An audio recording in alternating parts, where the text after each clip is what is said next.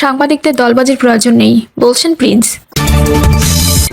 জোটনার সমঝোতার ভিত্তিতে নির্বাচনে প্রতিদ্বন্দ্বিতা করব, বলছেন মামুনুল হক। জানাবো, খালেদা জিয়া জানা যায় বিপুল উপস্থিতি বিএনপি নির্বাচনে জোয়ার এনেছে। জাতীয় রাজনীতির একটি গুরুত্বপূর্ণ টার্নিং পয়েন্ট হিসেবে দেখছেন রাজনৈতিক বিশ্লেষকরা। এবং সর্বশেষ জানাবো, জাজিরায় 2 শতাধিক ককটেল বিস্ফোরণ, আহত 1। দর্শক, শুনছিলেন সংবাদ শিরোনাম। এবার জানিয়ে দিব বিস্তারিত সংবাদ। তবে তার আগে অনুরোধ থাকবে ভিডিওটিতে একটি লাইক দিন এবং ভিডিও সম্পর্কে আপনাদের গুরুত্বপূর্ণ মতামত কমেন্ট করে জানিয়ে দিন। সাংবাদিকদের দলবাজির প্রয়োজন নেই, বলছেন প্রিন্স। বিএনপি যুগ্ম মহাসচিব ও ময়মনসিংহ 1 আসনে বিএনপি মনোনীত প্রার্থী সৈয়দ ইমরান সালো প্রিন্স বলেছেন, সাংবাদিকদের কোনো দলবাজি করার প্রয়োজন নেই, প্রশাসনের তোষামত করারও দরকার নেই, ভয় পাওয়ারও কিছু নেই। সাংবাদিকদের একমাত্র পক্ষ হবে সত্য ও জনগণ, প্রয়োজন বস্তুনিষ্ঠ সাংবাদিকতা। প্রিন্স বলেন, ভয়ভীতি ও তোষামত দিয়ে কখনোই বস্তুনিষ্ঠ সাংবাদিকতা সম্ভব নয়। যে সাংবাদিক সত্য লিখবেন এবং জনগণের পক্ষে দাঁড়াবেন, তার পাশে রাষ্ট্রকেই দাঁড়াতে হবে। বিএনপি সেই রাষ্ট্র গড়তে চায়। বিএনপি ক্ষমতায় এলে সংবাদপত্র ও সাংবাদিকতার পূর্ণ স্বাধীনতা নিশ্চিত করে গণতন্ত্রকে অর্থবহ করা হবে। সত্য লেখার কারণে কোনো সাংবাদিক যেন মামলা, হয়রানি ও নিপীড়নের শিকার না হয়, সেজন্য আইনি ও সাংবিধানিক সুরক্ষা দেওয়া হবে। বিশেষ করে মফস্বল সাংবাদিকদের নিরাপত্তা, পেশাগত মর্যাদা ও অধিকার রাষ্ট্রীয়ভাবে রক্ষা করা হবে। ভোট নয়, সমঝোতার ভিত্তিতে নির্বাচনে প্রতিদ্বন্দ্বিতা করব, বলছেন মামুনুল হক। বাংলাদেশ খেলাফত মজলিসের আমির মাওলানা মামুনুল হক বলেছেন, আমরা ভিন্ন কোনো চিন্তা করছি না, আশা করছি শেষ পর্যন্ত সমঝোতার ভিত্তিতে নির্বাচনে প্রতিদ্বন্দ্বিতা করব। আমাদের সমঝোতা গড়ে উঠেছে আন্দোলনের মাঝ দিয়ে। আমরা আন্দোলনের মাঠ থেকে একবারের নীতিতে, এক বাক্সের নীতিতে দলগুলো সমঝোতার মাঠ থেকে নির্বাচন করার সিদ্ধান্তে উপনীত হয়েছি। মামুনুল হক বলেন, এখানে বিষয়টা খুবই জটিল। প্রত্যেকটা আসনে বিপরীতে একজন করে প্রার্থীকে চূড়ান্ত করা জটিল প্রক্রিয়া। এরপরও অনেক দূর অগ্রসর হয়েছি। প্রতিটি দল যেন ন্যায্যতার ভিত্তিতে প্রতিদ্বন্দ্বিতা করার সুযোগ পায়, এই বিষয়গুলো মাথায় রেখে সমঝোতা হবে। আমরা কোনো জোট করছি না, এটা নির্বাচনী আসন সমঝোতা হচ্ছে। খালেদা জিয়া জানা যায় বিপুল উপস্থিতি বিএনপি নির্বাচনে জোয়ার এনেছে। জাতীয় রাজনীতির একটি গুরুত্বপূর্ণ টার্নিং পয়েন্ট হিসেবে দেখছেন রাজনৈতিক বিশ্লেষকরা। বিএনপি চেয়ারপারসন ও 3 বারের সাবেক প্রধানমন্ত্রী বেগম খালেদা জিয়ার জানা যায় ইতিহাসের সর্ববৃহৎ গণজামাতকে জাতীয় রাজনৈতিক একটি গুরুত্বপূর্ণ টার্নিং পয়েন্ট হিসেবে দেখছেন রাজনৈতিক বিশ্লেষকরা। তাদের মতে এই বিপুল মানুষের উপস্থিতি শুধু আবেগের বহিঃপ্রকাশ নয়, বরং আসন্ন জাতীয় সংসদ নির্বাচনে ভোটের অঙ্কে বাস্তব প্রভাব ফেলতে পারে। দলমত নির্বিশেষে খালেদা জিয়ার প্রতি মানুষের সহানুভূতি, ভালোবাসা ও আবেগ বিএনপি এবং দলের ভারপ্রাপ্ত চেয়ারম্যান তারেক রহমানের প্রতি জনসমর্থন বাড়াতে ভূমিকা রাখবে বলে মনে করছেন সংশ্লিষ্টরা। বিশ্লেষকদের ভাষ্য, দীর্ঘদিনের রাজনৈতিক সংকট, আন্দোলন ও দমনপীড়নের প্রেক্ষাপটে খালেদা জিয়া জানা যায় মানুষের স্বতঃস্ফূর্ত অংশগ্রহণ বিএনপিকে নতুন করে জনমনে জায়গা করে দিচ্ছে। বিকেল 3টার দিকে রাজধানীর মানিক মিয়া অ্যাভিনিউতে অনুষ্ঠিত জানাজায় অংশ নেন কোটির বেশি মানুষ। জাতীয় সংসদ ভবনের দক্ষিণ প্লাজার মূল মাঠ সংলগ্ন 2টি মাঠ, মানিক মিয়া অ্যাভিনিউ, খামারবাড়ি মোড় থেকে ফার্মগেট হয়ে কারওয়ান বাজার পার হয়ে প্রায় শাহবাগ বিজয় সরণি হয়ে আগারগাঁও পর্যন্ত সড়ক জুড়ে কাতারবদ্ধ হয়ে জানাজায় অংশ নেয় সাধারণ মানুষ। চিনমৈত্রী সম্মেলন কেন্দ্রের সামনের সড়ক শিশু মেলা থেকে আসাদ গেট হয়ে ধানমন্ডি 32 পর্যন্ত এলাকাতে ছিল মানুষের ঢল। অন্যদিকে শিশু মেলা থেকে টেকনিক্যাল মোড় পর্যন্ত ছিল মানুষের ঢল। এছাড়া নিচের সড়কে জায়গা না পেয়ে এক্সপ্রেসওয়ে, বিভিন্ন ভবনের ছাদ, ফুটওভার ব্রিজ ও মেট্রো স্টেশনের ভেতরে মানুষ কাতারবদ্ধ হয়ে জানাজায় অংশ নেয়। বিশ্লেষকদের ধারণা 1 থেকে 1.5 কোটি মানুষ সরাসরি জানাজায় অংশ নেয়। এছাড়া সারা দেশে জেলা উপজেলায় গায়েবানা জানাজায় অংশ নেন আরও লাখ লাখ মানুষ। রাজনৈতিক বিশ্লেষকদের মতে এই দৃশ্য বিএনপি নেতাকর্মীদের মধ্যে নতুন উদ্দীপনা তৈরি করেছে। তারা মনে করছেন জানাজা ঘিরে সৃষ্টি হওয়া আবেগ ও জনসমর্থন আগামী নির্বাচনের মাঠে দলীয় কর্মীদের আরও সক্রিয় ও সংগঠিত ভূমিকা রাখতে অনুপ্রাণিত করবে। জানা যায় রাষ্ট্র ও সমাজের সর্বস্তরের মানুষের উপস্থিতি বিশেষভাবে নজর কেড়েছে।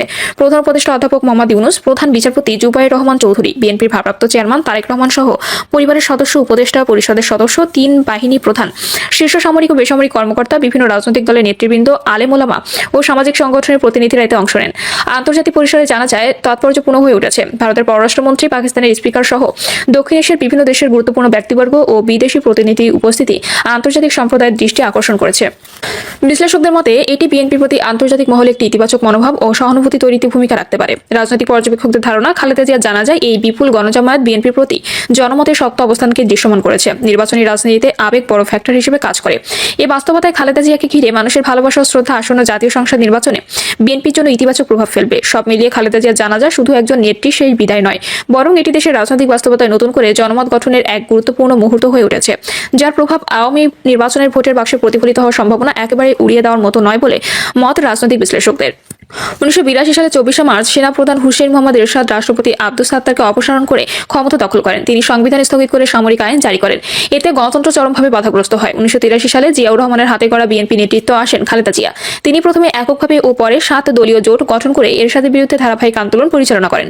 1986 সালে এরশাদ সরকারের অধীনে নির্বাচন বর্জন করে বিরোধিতা করেন, যা তৎকালীন বিরোধীদের মধ্যে দৃঢ় নেতৃত্বের পরিচয় বহন করে। 1987 থেকে 90 পর্যন্ত টানা হরতাল, মিছিল, সমাবেশ, গণ আন্দোলনের মাধ্যমে 90-এর গণফুতান এরশাদের পতন ঘটে, যার মূল নেতৃত্ব ছিলেন খালেদা জিয়া ও বিএনপি। 1990 সালে গণ আন্দোলনের মাধ্যমে সামরিক শাসক এরশাদকে পতনের পর 1990 সালে নির্বাচনে খালেদা জিয়া নেতৃত্বে বিএনপি জয়ী হয়। খালেদা জিয়াই প্রথম গণভোটের মাধ্যমে সংসদীয় সরকার ব্যবস্থা চালু করেন, যা গণতন্ত্রের ভিত্তি সুদৃঢ় করে। 1991 সালের 12তম সংশোধনীর মাধ্যমে প্রেসিডেন্সিয়াল থেকে সংসদীয় সরকার ব্যবস্থা চালু করেন তিনি, যা বাংলাদেশের গণতান্ত্রিক কাঠামো পরিবর্তনের অন্যতম বড় মাইলফলক হয়ে দাঁড়ায়। খালেদা জিয়ার আমলে 1996 সালে নির্বাচন অনুষ্ঠিত হয় ও শান্তিপূর্ণভাবে ক্ষমতা হস্তান্তর ঘটে। এটি ছিল বাংলাদেশের ইতিহাসে অন্যতম শান্তিপূর্ণ ও গণতান্ত্রিক পরিবর্তন। বিরোধী দলে থাকা অবস্থায় তিনি গণতান্ত্রিক চর্চা ও সংবাদ মাধ্যমের স্বাধীনতার পক্ষে সোচ্চার ছিলেন। সংসদে ও সংসদের বাইরেও রাজনৈতিক মত প্রকাশের অধিকার রক্ষায় ভূমিকা রাখেন তিনি। 1994 থেকে 96 সালে আন্দোলনের মাধ্যমে নির্দলীয় তত্ত্বাবধায়ক সরকারের দাবি ও সেটি বাস্তবায়ন করেন খালেদা জিয়া, যার ফলে নিরপেক্ষ নির্বাচনের পথ সুগম হয়, যা বাংলাদেশের গণতন্ত্রের জন্য বড় অর্জন। তার আমলে নারী রাজনৈতিক অংশগ্রহণের নেতৃত্বের ক্ষেত্র তৈরি হয়। সাংবাদিকতা ও মত প্রকাশের স্বাধীনতা প্রসারেও খালেদা জিয়া ব্যাপক ভূমিকা রাখেন। 1996 থেকে 2001 আওয়ামী লীগের শাসনামলে বাংলাদেশের গণতন্ত্র হরণ শুরু হয়। প্রতিরোধ গড়ে তোলেন খালেদা জিয়া। আওয়ামী লীগ ক্ষমতায় এসেছিল তত্ত্বাবধায়ক সরকারের অধীনে নির্বাচনে। দলটির প্রধান শেখ হাসিনা প্রধানমন্ত্রীর ক্ষমতা পাওয়ার পর বিরোধী দলীয় নেতাদের প্রতি দমনমূলক আচরণ শুরু করেন। রাষ্ট্রীয় ক্ষমতা ব্যবহারের মাধ্যমে বিরোধী দলের কার্যক্রমে বাধা, রাজনৈতিক হত্যা ও হয়রানির অভিযোগ করে বিএনপি। আওয়ামী লীগ আবার ক্ষমতায় আসে 2009 সালে। প্রারম্ভ হয় একদলীয় শাসনের। দেশের গণতন্ত্র ভেঙে টুকরো টুকরো হতে থাকে। 2014 সাল থেকে শুরু হয় আওয়ামী প্রহসন। খালেদা জিয়া ও তার দলের শীর্ষ নেতাকর্মীদের উপর নির্যাতনের খড়গ চালাতে থাকে আওয়ামী লীগ। সে বছর শেখ হাসিনার অধীনে অনুষ্ঠিত হয় একতরফা নির্বাচন। বিএনপি সহ বেশ কয়েকটি দল সেই নির্বাচন বর্জন করে। এতে শতাধিক আসনে বিনা প্রতিদ্বন্দ্বিতায় জয়লাভ হয় আওয়ামী লীগ। একই ঘটনার পুনরাবৃত্তি হয় 2018 সালের নির্বাচনেও। সেবার ব্যাপক কারচুপি, ভোট ডাকাতি ও ভোটের আগের রাতে ব্যালটে সিল মেরে ক্ষমতা নেয় আওয়ামী লীগ। এরপর থেকে বিএনপি নেতাকর্মীদের বিরুদ্ধে হাজার হাজার মামলা, গ্রেপ্তার ও বিচার বহির্ভূত দমননীতি চালু করে দলটি। এত সব ঘটনার পরও খালেদা জিয়া দৃঢ় ছিলেন। 2014-18 সালে একতরফা নির্বাচন প্রতিহত করতে তিনি জনগণকে সংগঠিত করেন এবং আন্দোলন চালিয়ে যান। তার তোপ দিন দিন এত বেশি প্রগাঢ় হতে শুরু করে, ভয় পেয়ে যায় শাসক দল। ফলে তার বিরুদ্ধে শুরু হয় রাজনৈতিক হয়রানি। 2018 সালে রাজনৈতিক উদ্দেশ্য প্রণোদিতভাবে তাকে দুর্নীতির মামলায় কারাগারে পাঠায় আওয়ামী লীগ সরকার। কারাগারে বারে বারে অসুস্থ হন বিএনপি চেয়ারপারসন। একে তো বন্দিদশা, তার উপর শারীরিক অসুস্থতা।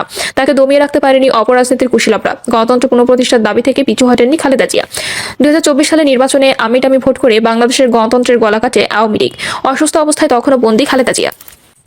তারপরও দেশ ও দশের কথা চিন্তা করেছেন তিনি। প্রকাশ্যে বা প্রত্যক্ষভাবে না হলেও আন্দোলন চালিয়ে যেতে গোটা দেশের মানুষের প্রতি বার্তা পাঠিয়েছেন তিনি। নেতাকর্মীদের ধরে রেখেছিলেন আপোষহীনতার চাদরে। কোটা প্রথা নিয়ে বৈষম্য বিরোধী ছাত্র আন্দোলন ফ্যাসিস্ট সরকার বিরোধী আন্দোলনের রূপ নেয়। 36 দিনের আন্দোলনে দেশবাসী কালো আওয়ামী খোলস ছিঁড়ে ফেলে। দেশ দ্বিতীয়বারের মতো স্বাধীন হয়। খালেদা জিয়া মুক্তি পান বর্বরদের মিথ্যা থেকে, সাজানো নাটক থেকে। মুক্ত বাতাস, খালেদা দেন সহনশীলতার বার্তা। 24-এর 5ই আগস্ট ছাত্র জনতার অভ্যুত্থানে শেখ হাসিনার পতনের প্রেক্ষাপটে পুলিশ কার্যত নিষ্ক্রিয় হয়ে পড়ে। দেশের বিভিন্ন স্থানে দেখা দেয় বিশৃঙ্খলা। এই পরিস্থিতিতে ওই বছরের 7ই আগস্ট নয়াপল্টনে বিএনপির এক সমাবেশে সংক্ষিপ্ত ভিডিও বার্তা দেন দলের চেয়ারপারসন ও সাবেক প্রধানমন্ত্রী খালেদা জিয়া। তিনি বলেছিলেন, ধ্বংস নয়, প্রতিশোধ নয়, প্রতিহিংসা নয়, ভালোবাসা, শান্তি ও জ্ঞানভিত্তিক সমাজ গড়ে তুলতে হবে। তার কণ্ঠে সেই উচ্চারণ দেশ জুড়ে বিশৃঙ্খলা প্রশমনে ভূমিকা রাখে। দেশবাসী খুঁজে নেয় সাহস। পুলিশ কর্মকর্তারা বিষয়টি স্বীকার করেছেন। তারা বলেছেন, বেগম জিয়া সংযত দায়িত্বশীল বক্তব্যে সহিংসতা থেকে বিরত থাকার আহ্বান যেমন ছিল, তেমনি ছিল দেশ ও মানুষের প্রতি গভীর মমতা। কঠিন সেই সময় তার কণ্ঠে দেশবাসী খুঁজে পেয়েছিল সাহস, স্থিরতা ও আশার বার্তা। এছাড়া তিনি বিভিন্ন সময় বিভিন্ন মন্তব্য করেছিলেন, যা দেশের মানুষ প্রতিনিয়ত অনুধাবন করে। যেমন, ওদের হাতে গোলামের জিঞ্জির, আমাদের হাতে স্বাধীনতার পতাকা। ওই মন্তব্যের মাধ্যমে তিনি আওয়ামী লীগকে কেবল একটি প্রতিদ্বন্দ্বী দল হিসেবে নয়, বরং একটি নির্ভরশীল, পরাধীন ও আসক্ত রাজনৈতিক শক্তি হিসেবে চিহ্নিত করতে চেয়েছিলেন। তার এই বক্তব্যের অন্তর্নিহিত অর্থ ছিল, আওয়ামী লীগ রাষ্ট্র ক্ষমতা থেকে স্বাধীন সিদ্ধান্ত নিতে পারেনি। তারা দেশের জনগণের কাছে দায়বদ্ধ না হয়ে ক্ষমতা টিকিয়ে রাখতে ভর করেছে বিদেশি সমর্থন, প্রশাসনিক নিয়ন্ত্রণ এবং দমনমূলক ব্যবস্থার উপর।